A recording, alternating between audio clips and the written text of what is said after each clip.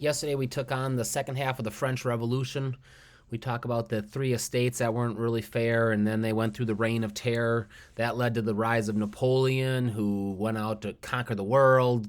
A guy with a ton of power, very popular in France. A little too ambitious.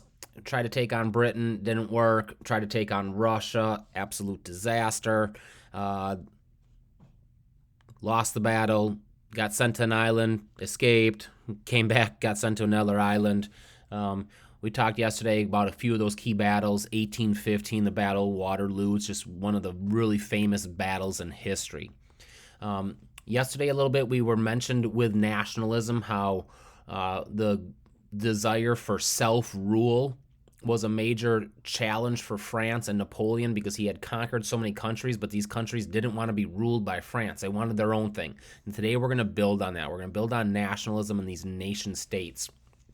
Okay, we're going to try to get after why the governments change as we get rolling here today. So guys, it's just like normal. I'll be reading this thing to you. You hopefully have your notebooks out. You're taking all the notes that are important. If I'm going too fast for you for what you need to get in your notes, pause the video. Just make sure you have down these notes so that you can take them for your test with you. That's the key to going along with this in the class. You can't be missing these things when it comes to your test. So we're ready to get rolling today. We're starting with nationalism and reform. Here's the definition of nationalism. Nationalism means the desire of people with the same history, language, and customs for self-rule. During the 1800s, nationalism, along with the demands for political reform, led to dramatic and far-reaching changes in Europe and the Americas. Now, guys, when they say the Americas, we're going to talk about it, but that is North and South America. That's not just the 13 colonies we talked about in Lesson 1. So it's a people that have some commonalities wanting to rule themselves, being proud of who you are in the nation you belong to. Well, war and revolution raged in most of Europe. We just talked about France, and they conquered everybody. Change came peacefully in Britain. In other words, Britain's going to go through a major change, guys, and they're not going to do it with the Civil War type of thing that happened. America has already won its independence from them, so they're not counted here anymore, and now Britain's going to change internally.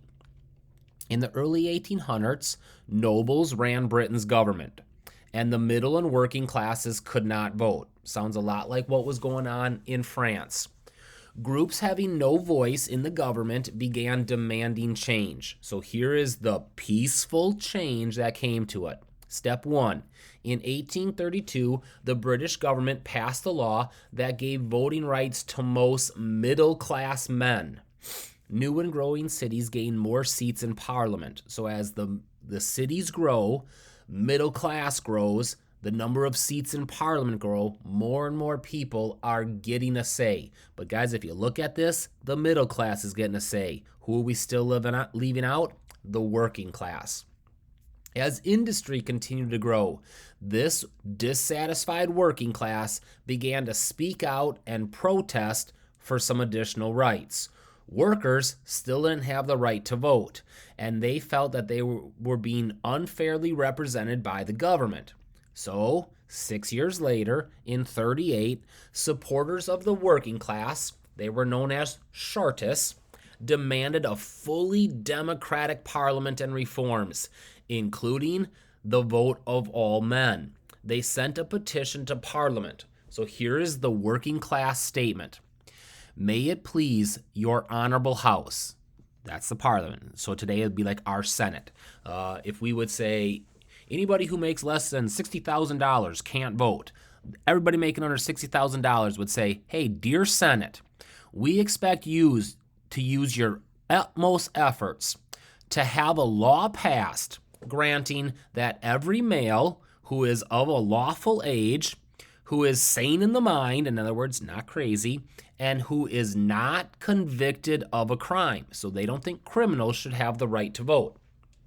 Give them the right for voting members of the parliament. So that's what the working class is requesting. We want to be able to vote as long as we are of age, of a decent mind, and not convicted of a crime. And not only can we vote for the members, but then that will direct the elections. And how do we want the direct elections to be directed? In the way of a secret ballot. So I get to write on a piece of paper like we do in America, you get to vote. I don't have to say, who are you voting for? And say the name out loud. I don't want people to know who I'm voting for. That's their request that they give. And the government would not accept their demands. So they tried, but it didn't work. Now, guys, that was back in 38. Now we have cruised all the way to the late 1800s. So, 40, 50 years have passed. By the late 1400s, Britain's leaders were willing to now start to make some changes. In other words, the hostilities are starting to grow. Here's the first guy. William Gladstone led the Liberal Party. So we have Republicans and Democrats. We have a lot more, but those are the two famous ones. We're going to get the names of the different parties in Britain. You probably want to write them down. Gladstone was from the Liberal Party. They supported many of the middle-class voters. After Gladstone became prime minister, so he's ruler in Britain in 68, he had Parliament grant the vote to rural workers, and he reorganized the districts to give more equal representation. So we got step one in the right direction for getting everybody to vote. We lots of times in America talk about reorganizing districts based on population so that it's spread out evenly. Then here comes a different guy, Benjamin Disraeli. He was the leader of party number 2, the Conservative Party. He was against Gladstone. He was his main rival. He worked to maintain British's traditions. In other words, we want the middle and upper class the power to vote, but cautiously adopted reforms. In other words, because he's a conservative party, guys, they stand for saying, hey, we want it the way we used to have it. But he also knows I got to try to make some reforms or we're not going to get the people happy. In 67, his government gave the vote to many urban workers. So this guy, farm workers. This guy, city workers. Note the dates backwards, guys. His government did it in 67. This guy becomes prime minister in 68, and that's when he makes the changes. Then we jump 30 more years. In 1990, we get a new political party. They're called the Labour Party. You and I would drop the U out in English class. In British, they sometimes put those U's in there. Same word, it's the Labour Party. It claimed to represent the working class. The Labour Party supporters backed a liberal government elected in 1906. So we have a different party, guys. They're the Labour Party, but they're still backing the Liberal Party because they think, hey, if we go with them, then they'll have enough votes to get there. Liberal and Labour members of Parliament tried to improve the workers' lives. How? They passed laws that provided workers with retirement. So this is like our Social Security, guys. That's a retirement package. A minimum wage. We talk about that all the time, what minimum wage should be. They talked about unemployment aid. What happens if I lose my job? Can I get some benefits until I find the next one? And some health insurance. So about 120 years ago, major issues of what are the rights of workers and what should businesses have to provide for them. 120 years later, still a hot topic around the world, certainly in America, but also around the world as well. In the early 1900s, British women were known as suffragettes. They pushed for the right for women to vote. They marched in protest. They went on hunger strikes. In 1918, Parliament gave women over the age of 30 the right to vote. Then, 10 years later, it gave it to the age of 21, which was their voting age back in the day, back in their country. And so, guys, major push of, number one, can we get all men voting from the different classes? Then we finally got that, and we said, okay, now that you got men voting, why aren't we letting women voting? And then the women had to push. And then their first thing was, okay, we'll let women vote, but they have to be over the age of 30. And then they're like, what's the thinking behind that? So 10 years later, they finally made equality come there. So major pushes there. It's about the same time in America when women get the right to vote too. So kind of crazy stuff, how long it took for equality in the voting class to happen. But guys, notice what was never mentioned in what we've read so far. No wars. So that's why they say, hey, Britain made some reforms peacefully. A lot of the rest of them, the French Revolution, it had to go through wars. All right, that was Britain. Now we're moving on to Ireland. We're just going to talk a number of different countries and what they go through today. During the 1800s, Britain had difficulty ruling its neighbor, Ireland. British and Irish Protestants own most of Ireland's wealth. So that's back 3 chapters when we talk about Protestantism. In other words, they're Lutheran guys. And they revolted against the Catholic Church. They protested against them. So they have most of the land, they have most of the money, yet most of the people were Catholic. So by 1830, their protests had won them the right to vote and to sit into Britain's parliament. So guys, Britain rules them, but it's kind of a touchy situation here because British people and the Protestants own most of the land and have the money, but the majority of the people are a different religion. And so they're getting tension built there. British leaders refused to grant Ireland their main goal. Their main goal was Ireland wanted to rule themselves. In other words, they wanted their independence. Irish hated the British rule. Hatred of the British rule increased when a severe famine hit Ireland in the 1840s. The British government did not send enough aid. So Britain's still in the situation where they're losing money. They're going, okay, we'll send you some aid, but Ireland's people are suffering. Look at this. At least 1 million Irish people starved to death or died from disease. So they turn to their government, Britain, and Britain says, nah, I don't got enough to spend on you guys. Here's a little. And it was a nightmare. And so Ireland would say, man, if you let us rule ourselves, we'd have take care of this problem. We wouldn't have had 1 million people die this way.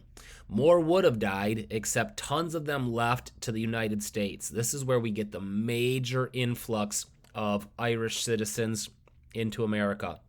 And it was rough for them, guys, because they were starving to death. In other words, they had no money. They had a severe famine. So they take up their few belongings. They sail across the ocean. They land in America with absolutely nothing. They're super desperate to try to find any job they can and get back to work to try to make it. The other thing that happened is, if you remember science class, we developed the potato that can fight off the potato blight that's wiping out Ireland right now. That was in the selective breeding chapter, probably way back in chapter 4 or something like that. After this tragedy, pressure rose for Irish home rule.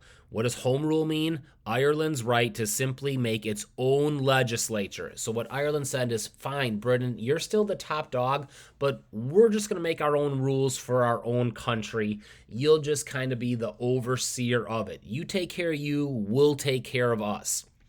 Gladstone at the time tried to pass this rule, but Parliament did not support him. Many British and Irish Protestants opposed home rule, fearing that they would take it the next step. So we said, hey, why don't we let them have home rule? And some people are like, are you crazy? If you let them try to make their own rules and say, hey, you take care of you, the next step they'll say is, well, we can take care of ourselves. We don't need you at all. And we don't want them to have their independence, right? Britain wants to keep control of the land they had. They have already lost America, and it's just going to be a trickle-down effect. So they say, absolutely not. So that's the problems going on in Ireland. Here are some changes that are happening in France 30 years after Napoleon passes on. In 1848, nationalists and reforming revolts swept Europe. Most of them failed, but revolution was somewhat successful in France. There, King Louis Philippe was overthrown and a republic was declared. Louis Napoleon, who is the nephew of Napoleon Bonaparte, soon was elected president and later became emperor. So kind of interesting that we use the term emperor because that gives him ultimate power. Under Napoleon III, France enjoyed prosperity, but the government was an empire. It was not democratic. In 1870, Napoleon III declared war on Prussia, which was the most powerful German state. Prussia won. Napoleon's government fell. France faced a civil war when the workers took control of Paris. The upper-class government sent troops to crush the workers. By 75, France was once again a republic. However, distrust between those two classes remains strong. So Napoleon falls apart. The working class says, let's go to war to get our rights. The upper class says, we control the army. They bring in the troops. They crush the workers. They go back and they try to come up with this republic government, guys. In other words, we're going to give you some voting rights. Settle down. But the workers still say, the upper class is only worried about their money. And there's tension there. All right, you took care of France. Now we're moving on to Austria and Russia.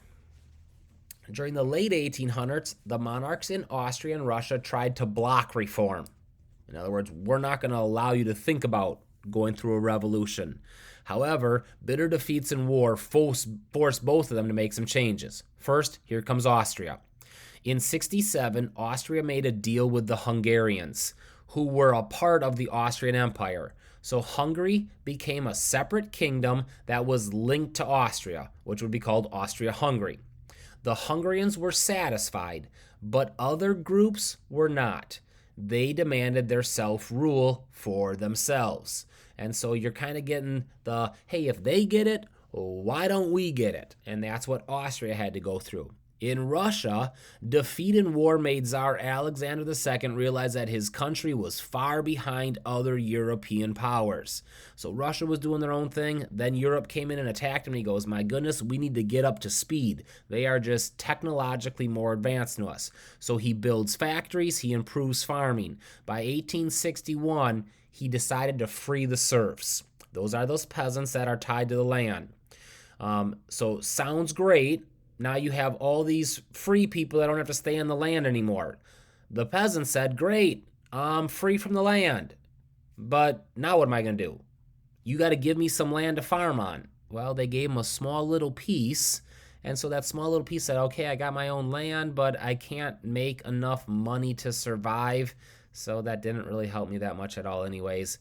Anger, discontent, guys. You and I would say, well, you're supposed to be content, but we wouldn't blame him for that. It would be like saying, I'm going to free you from having to work for $4 an hour, and I'm going to let you work for $4.05 an hour. Okay, that didn't improve my life. And so that's the problem that's going on in Russia. So your book is trying to cruise through all these countries, guys, and you're getting it in one paragraph, some of the tension and things that are happening. Here's the next one. We got a couple new nations that are going to form. In the early 1800s, Germany and Italy, as we know them today, as far as the shape of their countries and where they are, they don't exist, guys. They are made up of all kinds of small little territories. After 1850, the people began to form united countries. We'll talk about Italy. Please just notice each one of these countries starts over with the time. So we're backwards to 1848. Austria controlled most of Italy's small states. I'll click on this map here that you're going to get there. So Austria is down here in the middle of this thing, and they're controlling these states, is what they're talking about here. In the north, the kingdom of Piedmont was independent. That's this guy right there. Piedmont's rulers were King Victor Emmanuel and the Prime Minister Camillo di Covar. Both leaders want to unite all of Italy into one nation. So these guys are ruling here, and they're saying, man, we're all these little pieces. That's why Austria could control us. Austria is bigger. They can take us over. If we all work together, we could get it. And so you can see how all these things are being added and the years to Italy. So here's what they did. In 1854, Piedmont sided with Britain and France in a war with Russia. So if you just remember, guys, Alexander II said, our country's way behind. He did that in 1861 when he freed the serfs and did those things. Why? Because 7 years earlier, he went to war and realized the power that Britain and France were. Piedmont jumps in with France and Britain, goes to war with Russia. For their support, France then churns around and helps drive Austria out of Italy. They do this in 1859. Therefore, Piedmont wins, and it was the first step toward uniting Italy. Soon, other parts of northern Italy overthrew their rulers and united with Piedmont. So when Austria got driven out, these guys say, great, we're with you. Great, we're with you. Thanks for weakening them and giving us a chance. They overthrow those rulers, and now we're gaining the land. And you can see how these years are ticking off on your chart there to do that. At the same time, nationalist leader Giuseppe Gildabari led uprisings in southern Italy. So in 1860, his forces gained control of the island of Sicily. Garibaldi was a skilled guerrilla warfare. Guerrilla warfare is a type of fighting in which soldiers make surprise attacks on the enemy. Okay, guerrilla warfare, guys, why a guy would do that is his army is outnumbered. He is not going to line up and say, you get your army over there, we get my army over here, and we attack each other. I'm going to know where your army is. I'm going to come in. I'm going to try to take out 50 of them, and I'm going to run back and hide in the woods, hoping that you can never find me. You're always scared. You're always nervous. But we are not going to fight army versus army. There's just not enough of them. Guerrilla warfare is a tactic usually used by people that have less soldiers but know the land really well. So Garibaldi is fighting for his freedom, uniting these things in his homeland. Garibaldi's army won Italy's mainland. People in the south then voted and joined a united Italy. In 61, Italy became a constitutional monarchy. However, there were two areas that remained outside of the kingdom. One was the area of Rome. The other was the area of Venice. And eventually, by 1870, wars had brought those together, and Italy becomes a united country in 1870 through a bunch of different warfares. So we go back to this chapter, guys. We'd say, hey, why is Britain in here saying peacefully? They didn't have to do the fighting that these guys are. Okay?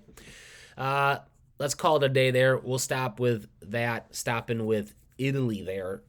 That goes along with it. Here's extra credit on the top of your worksheet.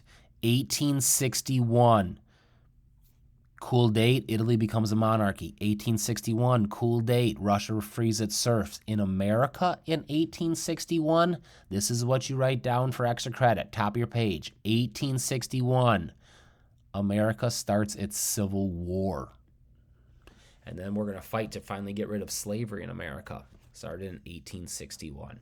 Okay, guys, make sure your notebook has the notes that you have. Then, for your assignment, you got a 10-question quiz. Maybe you were taking it along as you were working through this.